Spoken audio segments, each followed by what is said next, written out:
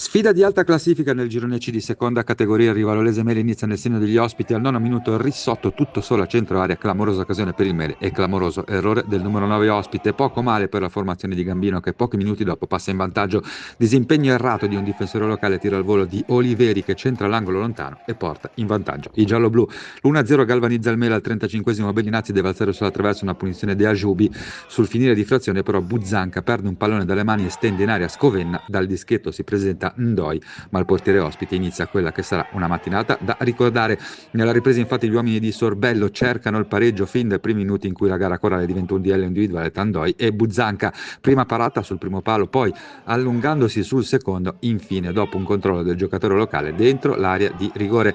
La svolta della partita potrebbe essere quando Vercellone stende Carello e viene espulso per fallo da ultimo uomo. Mele in 10 e conseguente munizione con Cavicchioli che non inquadra lo specchio della porta. A farlo ci pensa Andrea Gualdi, che lo specchio lo centra e come quello dell'ex Vecchia Audace a un missile terra-aria che si insacca sotto l'incrocio dei pali e va alla rete del meritato pareggio per i padroni di casa. Di qui la possono vincere tutte e due. Il Mele centra una traversa con il tocco delizioso di Ajubi che scavalca Bellinazzi, ma è pena fuori misura.